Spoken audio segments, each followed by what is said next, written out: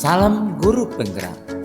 Perkenalkan saya Binsar Siburian, calon guru penggerak angkatan 10 Kabupaten Deri, Sumatera Utara. Berikut kesimpulan pada tugas 2.1A8, koneksi antar materi modul 2.1, pembelajaran berdiferensiasi. Pertanyaan 1. Buatlah kesimpulan tentang apa yang dimaksud dengan pembelajaran berdiferensiasi dan bagaimana hal ini dapat dilakukan di kelas. Setelah saya mempelajari modul 2.1, saya memahami bahwa pembelajaran berdiferensiasi adalah serangkaian keputusan masuk akal atau common sense yang dibuat oleh guru yang berorientasi kepada kebutuhan murid. Pembelajaran berdiferensiasi haruslah berakar pada pemenuhan kebutuhan belajar murid dan bagaimana guru merespon kebutuhan belajar tersebut. Pembelajaran berdiferensiasi adalah tentang pembelajaran mendukung semua murid di kelas. Ada 5 keputusan masuk akal dalam pembelajaran berdiferensiasi. Yang pertama, terdapat tujuan pembelajaran yang didefinisikan secara jelas. Kedua, dalam pembelajaran berdiferensiasi, guru mengetahui dan merespon kebutuhan belajar murid. Yang ketiga, dalam pembelajaran berdiferensiasi ada asesmen yang berkelanjutan. Keempat, lingkungan belajar yang mengundang murid untuk belajar. Yang kelima, dalam pembelajaran berdiferensiasi ada manajemen kelas yang lebih efektif. Pembelajaran berdiferensiasi merupakan pendekatan pembelajaran yang memperhatikan keragaman kebutuhan, minat, dan kemampuan individu siswa dalam suatu kelas. Tujuan pendekatan berdiferensiasi untuk memastikan setiap siswa dapat belajar secara efektif dan optimal sesuai dengan keunikan gaya belajarnya. Dalam pendekatan pembelajaran berdiferensiasi, guru menyesuaikan konten, proses, dan produk serta lingkungan belajar untuk memenuhi kebutuhan belajar murid.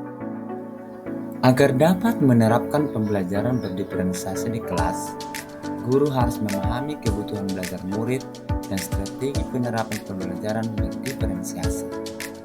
Adapun kebutuhan belajar murid yang dimaksud, yang pertama, kesiapan belajar murid.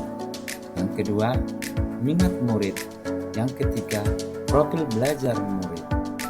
Kesiapan belajar didefinisikan sebagai di mana murid berada dalam hal pemahaman belajar atau keterampilan. Mendiferensiasi pembelajaran berdasarkan tingkat kesiapan belajar murid mengharuskan guru menilai pengetahuan awal dan menentukan apa yang telah diketahui dan di mana murid berada. Yang kedua, minat murid. Guru harus mengetahui dan memahami bahwa minat murid berbeda-beda. Minat murid bisa juga berkembang. Menurut Tomlinson, bahwa fokus pada minat pada pembelajaran berdiferensiasi terbagi 2 bagian. Yang pertama, area minat atau kegemaran murid. Yang kedua, mode ekspresi. Yang ketiga, dalam pemenuhan kebutuhan belajar murid, guru harus mengetahui profil belajar murid seperti lingkungan belajarnya, latar belakang budayanya, sifat atau karakter murid. Ada 3 strategi penerapan pembelajaran berdiferensiasi di kelas. Yang pertama, konten. Kedua, proses. Dan yang ketiga adalah produk.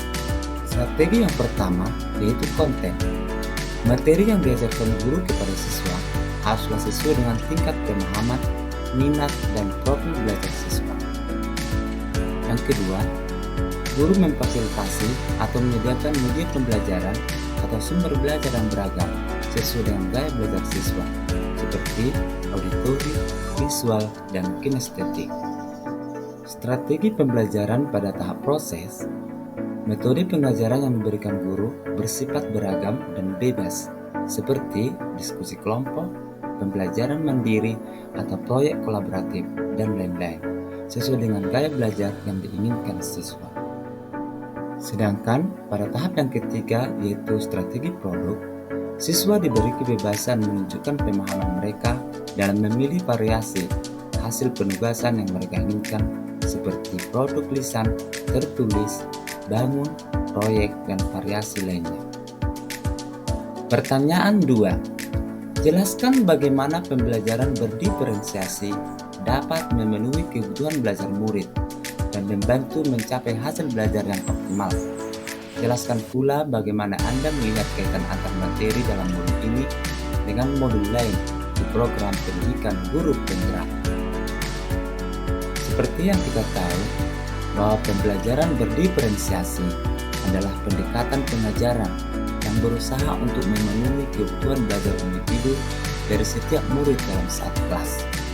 Pendekatan ini mengakui bahwa murid memiliki perbedaan dalam hal kemampuan, gaya belajar, minat, dan latar belakang, sehingga memerlukan strategi pengajaran yang beragam untuk mencapai hasil belajar yang optimal.